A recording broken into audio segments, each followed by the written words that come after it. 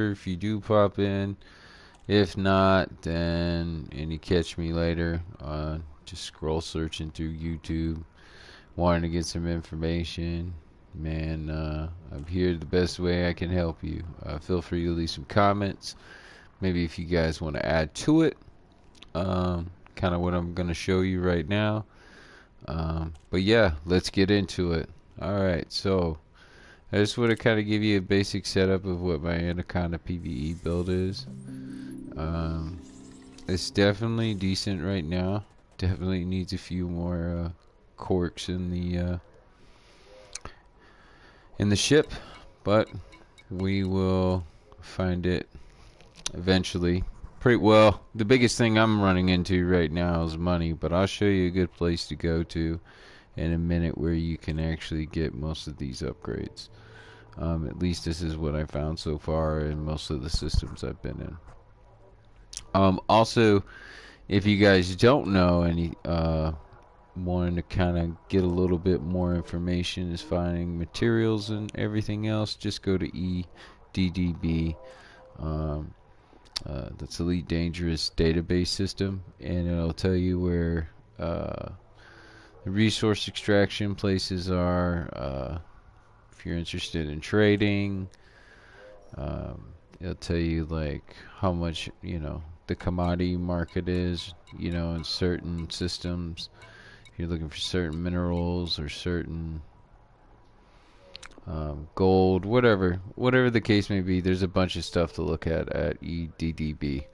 So definitely go check that out. Alright, getting into the PvP build. Or PvE build, I should say, not PvP. Let me back this up. Alright, so my hard points, I have multi-cannons.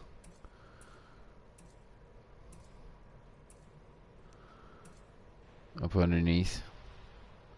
I have them up underneath the ship, so alright, let me get a little bit into the Anaconda and the reason I have this build. Let me get back at my outfitting. So as you can see, what I've done is I've put my pulse lasers up on top, and I have put my multi-cannons up underneath. And the reason I've done that is because the pulse lasers that I have, and they are modified, do extensive damage to those shields. A lot of the times what will end up happening is once the shield breaks, most players will either skedaddle, because they know this ship is definitely slow as far as when it comes to doing long distance combat. But there are some experimental effects that I have on some of my pulse lasers that'll definitely show even more significant damage to those little pestering ships, like the Chieftain or whatever the case may be. Alright, so I have all my machine guns are up underneath the ship, like I said. So you got 1, 2, 4, and 3 pulse lasers, which I put on the top of the ship.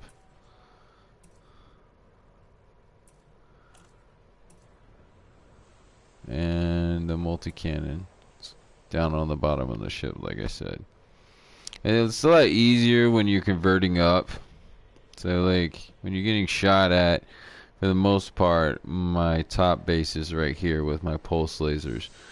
As the shields go, I start coming up like this, so the ship that's firing, I'm shooting down at it with the multi-cannons. And all of my multi-cannons, my pulse lasers, they are all on gimbal. I highly recommend using gimbal for all of these weapon systems, because they do have the tracking assist. Fixed is almost pretty much, good luck to you. If you're an expert at this game, then I'm sure you'll have no problem maybe shooting fixed sights. But for people that don't really understand this Anaconda ship, I definitely would use gimbal and all of it. Turrets, like the automatic tracking, it could take forever. This game is not good for automatic tracking, especially when you have ships that can pretty much outmaneuver you, and it will take forever for you to lock onto that target. Alright, so that's pretty much the setup for this. I'll get into the modules here in a little bit, or the engineering, I should say. Utility mounts. I have 2 heat sinkers. The reason I could probably add a third one if I want to, because this doesn't really matter. I might do that. I might send over another heat sinker. Because what's going on is that I'm going to be burning some thermal temperature as I'm shooting my machine guns and well, the multi-cannons, as well as the pulse lasers. So heat sink launchers are very, very important with this build. Shield boosters. These help out significantly, boosting your shields. Normally what I do is in my fire group, I'll show you in a minute, I'm normally shooting my pulse lasers as I'm pushing my shield booster at the same time, and that's very significant because it gives me constant shields, especially when you're facing tougher ships. It takes forever because the Anaconda literally is a tank. It's probably the second best ship to use as far as within this game, and the Chieftain, the Alliance Chieftain. That's another really, really good one for combat. So I have shield boosters. I have 4 of them, and that just makes me a tank. I'm very, very tanky with this, with these shield boosters and these heat sink launchers. Definitely good thing to have. All right, moving on to the core internal. As you can see, it's lightweight alloys. You just got to remember, the armor is very, very expensive. I think there was retroactive armor. I think it was 373 million. So just be aware of that. Plus, it'll also slow you down a lot as far as the turning and everything else goes with your thrusters. I would highly recommend getting your thrusters up to a 7A before you even think about putting extra armor on.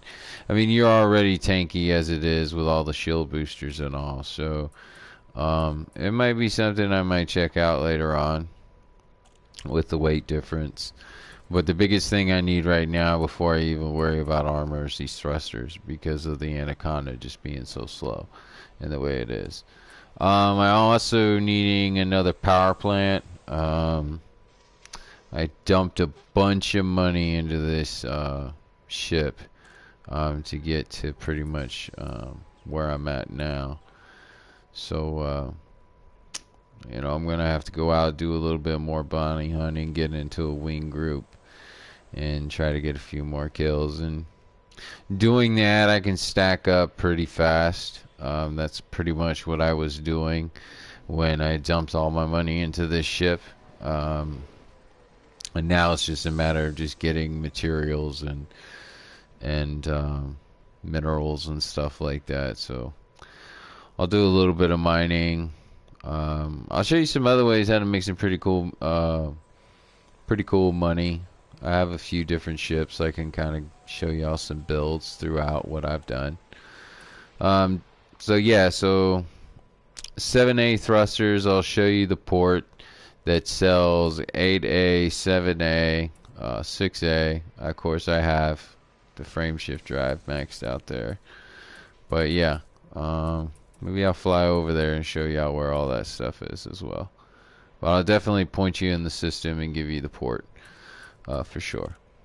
Alright, so pretty standard, optional, internal. Here we go.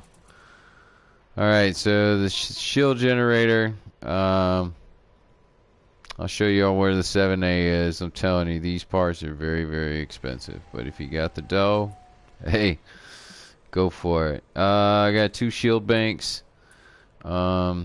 Very important. Like I said, this makes me more tanky. I'm tanked out.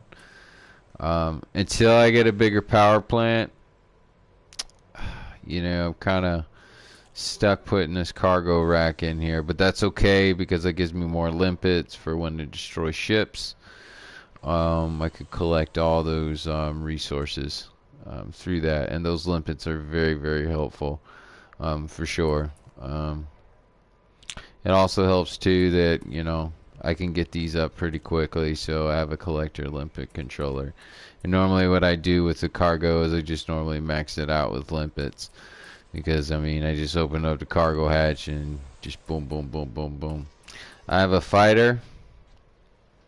I just went ahead and got the top dog, If you're out there killing stuff, you'll rack in. Just for the fighter, I just put a fixed beam on there. That helps do a little bit of thermal damage. It also keeps those little pest control ships that are kind of bothering you, and knocks them out of the way. So that helps to divert.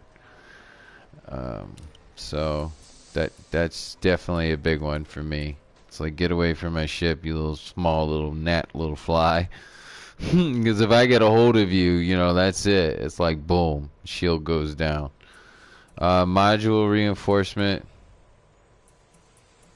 And then I have a hull reinforcement. I probably, if you don't want to really add a shield bank to this to make it more tanky, the other thing you can do is you can either add a modern reinforcement module.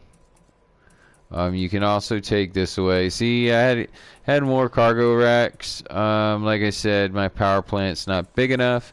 Normally, what I would do when I can get this power plant up is that I'm going to have 2 module reinforcement packages, and then I will also have, I said 2 module reinforcements and then 2 hull reinforcement packages. That'll even make it more tanky. That'll also protect my modules with my shield. It's just, yeah, it's good times, good times. And yeah, that's pretty much basic, for what I have for a PvP build. Now, if you guys are thinking about, well, maybe I just want to do cargo, whatever, man, you can max all this cargo out. I think 7B is like, 7's like 128 cargo, something like that. So yeah, you could be well over 700-800 probably with your cargo space, possibly. You know what, I'll take that back. Don't count me that. Maybe 400 or 500, who knows. I've never really done it, but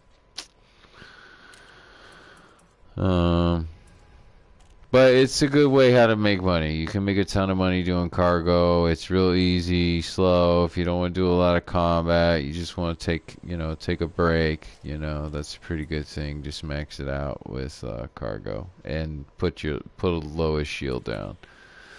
So yeah, so that's pretty much how I have everything set up for right now.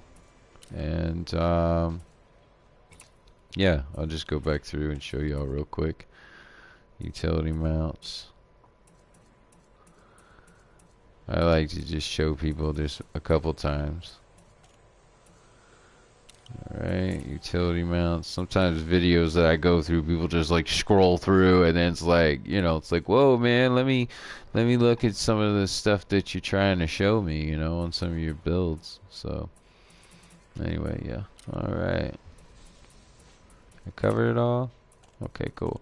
So yeah, so that's the basic build. I do want to show y'all though, from the engineer standpoint, some of the things that I did to get these experimental effects. Now, if you're looking for these experimental effects, you cannot do this in the remote workshop. You can't do it. So just be fair warned. You actually have to go to the engineer's base in order to put on these experimental effects. So yeah, so experimental effects. Alright, there we go, stripped down.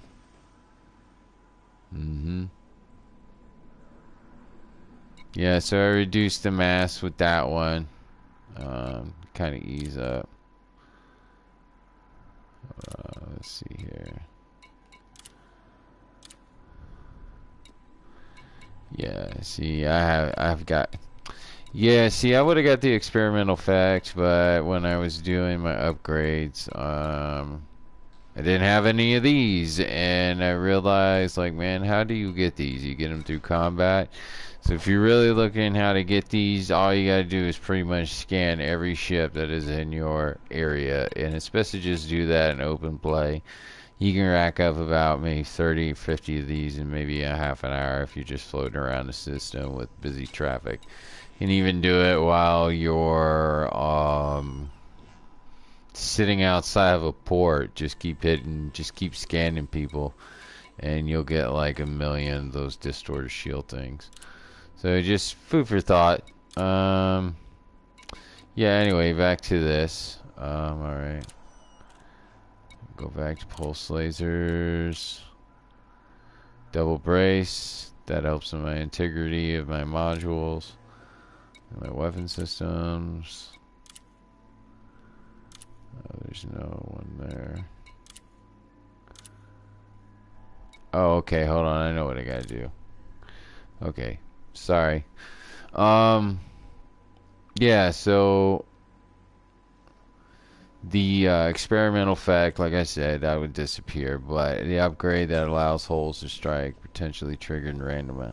And that's really important to me because, like, for one, the rate of fire, because you can see where I'm actually, I didn't want to boost this anymore. I could have probably did more rate of fire, and you know what? I might just do that. Oh, wait a minute, I can't. Never mind. Anyway, yeah, the rate of fire is probably the biggest thing here. I really did max this out for a very good reason because of that experimental effect. Because just think about it.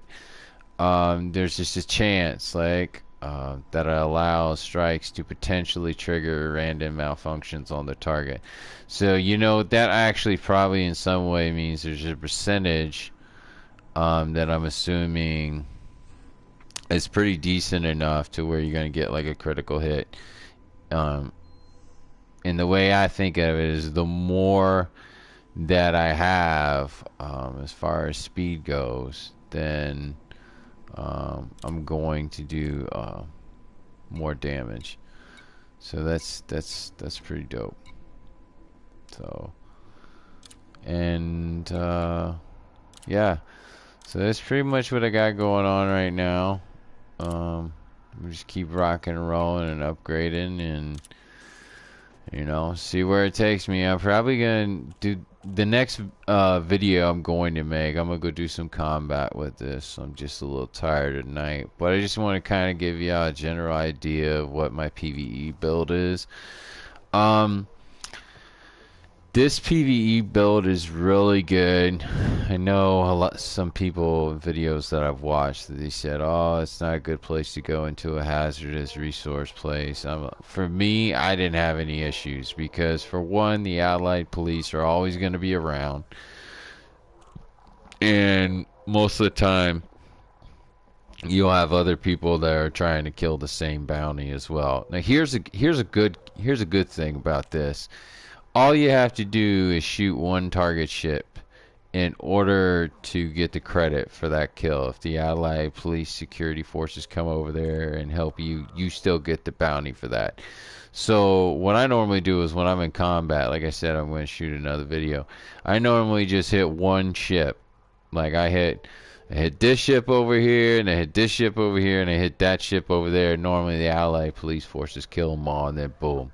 You know, there's like $400,000-$500,000 just off of like 2 or 3 ships, and you can make some pretty good, decent money. I think within like maybe a half an hour, I made well over maybe 2-3 million. So I mean, you just imagine doing that for like maybe 3 hours, you know, or so like that. That can add up to be a pretty chunk of change. So yeah, just another food for thought. Maybe you already know that. I don't know. But yeah. So anyway, drop some comments. Maybe you guys get some other good ideas. I will be doing some Guardian Relic events, showing you guys what all that takes. That's a huge thing. Like I said, EDDB definitely has a lot of good quality information as far as like how to get some of these guardian shields and weapons. And yeah, so stay tuned, guys. And hopefully next time we'll do some fighting. All right, have it easy.